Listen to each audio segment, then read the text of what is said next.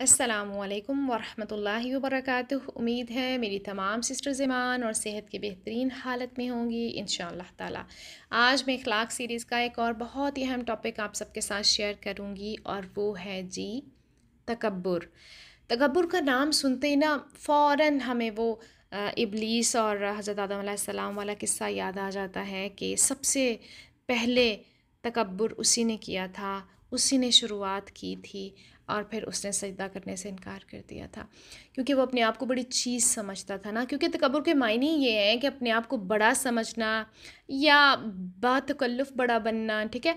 और तकब्बुर और गुरूर का ना आपस में बहुत स्ट्रॉन्ग रिलेशन है क्योंकि गुरूर के मायने होते हैं धोखा देने के। तो जो शख्स तकब्बुर करता है ना, दरअसल वो धोखे का शिकार होता है और हकीकत का इनकार करता है क्योंकि होता वो इतना अहम नहीं है जितना अहम वो अपने आप को समझने लगता है। आपको पता है तकब्बुर की अलामत और अंजाम कुरान पाक में क्या बताया गया है? चलें देखते हैं। अल्लाह ताला कुरान पाक में फ़रमाते हैं, बेशक जो लोग तकब्बुर में मुब्तला होकर मेरी इबादत से मुंह मोड़ते हैं, अनकरीब वो जहन्नम में ज़लील ख्वार होकर दाखिल होंगे। अल्लाहु अकबर। तो तकब्बुर सबसे पहले हमें किस चीज़ से रोकता है? अल्लाह की इबादत करने से रोकता है, अल्लाह से दुआ मांगने से भी हमें रोक देता है। हमारे अंदर ना बड़ी अना आ जाती है और हम अल्लाह ताला के आगे झुकते ही नहीं हैं, नाउज़ु बिल्लाह। और फिर ऐसे लोगों का अंजाम क्या होगा? जहन्नम उनका अंजाम है। इसलिए हमें इस जज्बे से बहुत बहुत दूर रहना चाहिए। हालांकि ये हमारे अंदर कूट कूट कर भरा हुआ है आजकल। हम छोटी छोटी बातों को ना अपनी अना का मसला बना लेते हैं। एक और जगह अल्लाह ताला फरमाते हैं, कहा जाएगा दाखिल हो जाओ जहन्नम के दरवाज़ों से, हमेशा रहने वाले इसमें मुतकब्बरों के लिए बड़ा ही बुरा ठिकाना है। हमेशा रहेंगे यानी उसमें से निकालने नहीं जाएंगे। सो हमें अपना अगर हमारे अंदर ये जज्बा है तो इसे फ़ौरन हमें अपने अंदर से ख़ारिज करना है, निकाल कर बाहर फेंक देना है, इसको डिलीट कर दें, इसको फ्लश कर दें, क्योंकि इसका ठिकाना जो है ना वो बड़ा ही ख़तरनाक है। तकब्बुर जो है ना दरअसल वो है शैतान की सिफ़त, क्योंकि सबसे पहले उसी ने कहा था ना, क़ाल अना खैरुम मिन्ह, कि मैं उससे बेहतर हूँ। तो जब भी आपको ये लगे ना कि मैं उससे बेहतर हूँ तो फ़ौरन शैतान की सिफ़त को याद किया करें कि ये तो शैतान की सिफ़त है और शैतान तो मेरा खुला दुश्मन है, इसलिए मैं ऐसी नहीं हूँ। फ़ौरन अपने आप को ना कूल डाउन कर लें और तवाज़े इख्तियार करें, क्योंकि जो तवाज़े है ना वो तकब्बुर की ज़िद है। तवाज़े जो होता है ना वो अल्लाह और बंदों के दरमियान में सरकशी छोड़ देने का नाम है। जो इंसान हकीकी मायनों में अल्लाह ताला को पा लेता है ना, अल्लाह की अज़मत का एहसास उसके दिल में बैठ जाता है कि अल्लाह ही सबसे बड़ा है, फिर उसके अंदर से सरकशी ख़त्म हो जाती है।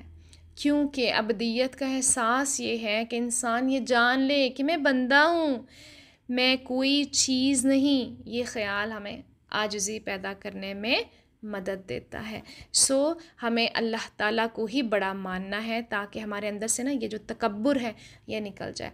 तकब्बुर करने वालों का अंजाम बड़ा ही ख़तरनाक है। अगर हम हदीस रसूल देखें ना तो आप सल्लल्लाहु अलैहि वसल्लम ने भी फरमाया कि एक शख्स तकब्बुर की वजह से अपना तहबंद ज़मीन पर घसीटता हुआ जा रहा था कि इसे ज़मीन में धंसा दिया गया और अब वो क़यामत तक यूं ही ज़मीन में धंसता चला जाएगा। अस्तग़फिरुल्लाह। और आजकल अगर हम अपने ड्रेसेस देखें, स्पेशली औरतों के जो पार्टी ड्रेसेस होते हैं, फंक्शनल ड्रेसेस, जैसे हम शादियों पे जाएं या किसी के घर में कोई पार्टी हो और हम जाते हैं तो जितनी भी आजकल हम फ्रॉक्स वगैरह देखते हैं तो जितनी ज़्यादा लंबी होती है ना, ज़मीन पर घसीट कर हम चलते हैं, उतना ही हमें लगता है कि हम बहुत रिच हैं। हाँ, जिसने भी पहनी होती है ना हमें बहुत अट्रैक्ट करती है कि वो एक अजीब सा ना हमें उसका रोब पड़ता है हम पर, क्योंकि शैतान ने कहा है कि मैं क्या करूँगा, मुज़य्यन करके चीज़ें दिखाऊँगा, यानी इतनी खूबसूरत बना कर दिखाऊँगा ना कि उनको उसमें कोई ऐब नज़र ही ना आएगा। और यही हमारे साथ हो रहा है। हमें हर वो चीज़ अट्रैक्ट करती है जिससे हमें मना किया गया है। देखें, इसमें तकब्बुर आ जाता है ना, अना आ जाती है, इंसान अपने आप को कुछ और ही समझने लगता है और बड़ा अकड़ कर चलता है। तो अल्लाह अकबर, इसका अंजाम तो ज़रा देखें कि उसको ज़मीन में धंसा दिया गया और अब वो क़यामत तक यूं ही ज़मीन में धंसता चला जाएगा। तो क्या फ़ायदा ऐसी झूठी शान व शौकत का जो हमें ऐसे अज़ाब में मुब्तला कर दे। अच्छा, आपको पता है कि तकब्बुर जो होता है ना एक बहुत बड़े धोखे का नाम है, क्योंकि इंसान खुद को वो दिखाने की कोशिश कर रहा होता है जो वो नहीं है। वो हर काम अपनी मर्ज़ी से करने की कोशिश करता है, तब्दीली को तो कबूल ही नहीं करना ना उसने, और अपनी साख बनाने के लिए ना झूठ बोलता है, आजी के लिए झूठी नुमाइश करता है, दूसरों को शर्मिंदा करता है, और अगर उस पर कोई तनकीद करे ना तो फ़ौरन गुस्से में आ जाता है और अपनी बातों की ना बहुत बड़ी बड़ी वजाहतें देना शुरू कर देता है कि मैं तो इसलिए ये किया था, मैंने तो इसलिए वो किया था, ताकि मैं सच्चा साबित हो जाऊं और मैं बड़ा बन जाऊं।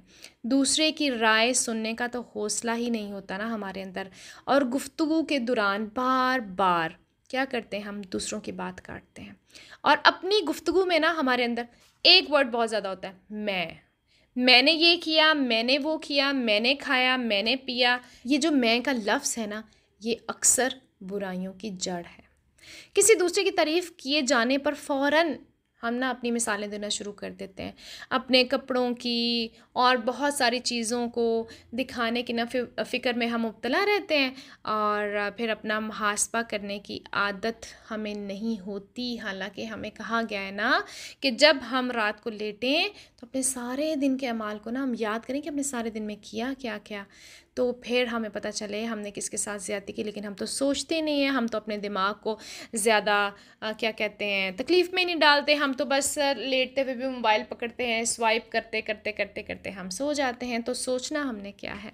आप सल्लल्लाहु अलैहि वसल्लम ने फरमाया कि 3 शख्स ऐसे हैं जिनसे अल्लाह ताला क़यामत के दिन ना बात करेगा, ना उन्हें पाक करेगा, और अबू मुआविया ने कहा है कि ना उनकी जानब देखेगा, और उनके लिए दर्दनाक अज़ाब होगा। कौन है वो? बूढ़ा ज़ानी, यानी जो बूढ़ा होकर भी ज़ना जैसी गलाज़त ना छोड़े, अस्तग़फ़िरुल्लाह। दूसरा है झूठा हाकिम, और तीसरा है मुतकब्बर फ़कीर। यानी एक तो लोगों से मांगता है, ऊपर से तकब्बुर भी करता है। अल्लाहु अकबर। तो हमें बस अपना जायज़ा लेने की ज़रूरत है कि क्या मैं अपनी गुफ्तगू में बहुत ज़्यादा मैं का इस्तेमाल तो नहीं करती, ठीक है। और फिर अमली काम हमने ये करना है कि हमने एक लिस्ट बनानी है जिसमें एक तरफ तवाज़े वाले रवैये और दूसरी तरफ तकब्बुर वाले रवैये लिखने हैं, और फिर हमने अपना मुहासबा करना है। और कोशिश करें कि जब इज्तिमाई काम आप कर रहे हो ना तो दूसरों से मशवरा लें, क्योंकि मशवरा भी जो है ना वो अना तकब्बुर को तोड़ता है। क्योंकि तकब्बुर की वजह से हम दूसरों से मशवरा नहीं लेते ना, हम अपने आप को बड़ी चीज़ समझते हैं कि हम तो बड़ी चीज़ हैं और हमारे तो सारे फ़ैसले ठीक होंगे, इसलिए मशवरा लेना पसंद ही नहीं करते। सो दूसरों से मशवरा लें। चलें, अपना बहुत ख्याल रखिएगा, दुआ में याद रखिएगा, फिर मिलेंगे इंशाअल्लाह। जज़ाकमुल्लाहु खैरन कसीरा।